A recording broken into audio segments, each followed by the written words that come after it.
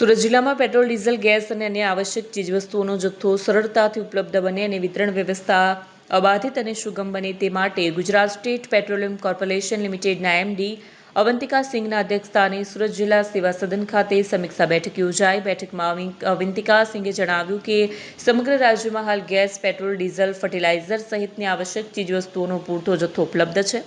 ભવિષ્યમાં પણ આ સપ્લાય પૂરતી માત્રામાં મળી રહે તે અંગેની વ્યવસ્થા સુનિશ્ચિત કરી છે. તેમણે જણાવ્યું છે કે મિડલ ઇસ્ટમાં પ્રવર્તમાન યુદ્ધની સ્થિતિને ધ્યાને લઈ જિલ્લા વહીવટીતંત્ર અને મનપાના અધિકારીઓ પરસ્પર સંકલન સાથે ટીમ વર્કથી કાર્યરત રહી લોકોને આવશ્યક ચીજવસ્તુઓનો સપ્લાય સરળતાથી મળી રહે તે સુનિશ્ચિત કરી રહ્યા છે. જેના કારણે સુરત જિલ્લામાં ગેસ અને આવશ્યક ચીજોનું વિતરણ સરળતાથી થઈ રહ્યું છે. તે બદલ તેમણે ટીમવર્કની સરાહના પણ કરી હતી. તેમણે કહ્યું કે સુરત શહેરમાં 15.20 લાખ ડોમેસ્ટિક પીએનજી કનેક્શન છે, જેઓને નિયમિત ગેસ પુરવઠો મેળવવામાં કોઈ તકલીફ ન રહે તે માટે ઓઇલ એન્ડ ગેસ કંપની સાથે સરકાર સતત સંકલનમાં પણ છે. રાજ્યમાં પીએનજી કનેક્શનને અગ્રતા આપવા કેન્દ્ર સરકારે માર્ગદર્શિકાઓ આપી છે, જેનો રાજ્યમાં ઝડપી અમલ કરીને નવા પીએનજી કનેક્શન તાત્કાલિક ધોરણે અપાય તે જરૂરી છે.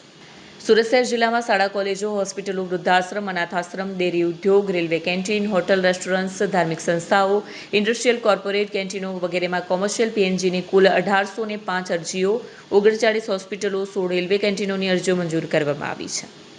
જે પૈકી વિવિધ ઔદ્યોગિક એકમોના વપરાશ તથા તેમાં આવેલ કેન્ટીન મેસમાં કંપની કામદારો માટે ભોજન બનાવવા તેઓની જરૂરિયાત મુજબ ગેસ સિલિન્ડર આપવામાં આવી રહ્યા છે. ગેસ સિલિન્ડર સપ્લાય કરતી એચપીસીએલ, બીપીસીએલ અને લોકલના તમામ ડીલરો દ્વારા 5 કિલો અને 3 કિલોના ગેસ સિલિન્ડરોનો સપ્લાય શરૂ કરવામાં આવ્યો છે. બેઠકમાં જિલ્લા collector doctor Saurabh Parki, municipal commissioner M Nagarajan, નિવાસી અધિક collector Vijay Rabari, municipal deputy commissioner Dinesh Gurav, સંયુક્ત માહિતી અધિકારી દર્શન શાહ, ઓઇલ અને ગેસ વિતરક કંપનીઓના પ્રતિનિધિઓ સહિત વિવિધ વિભાગોના અધિકારીઓ ઉપસ્થિત રહ્યા હતા.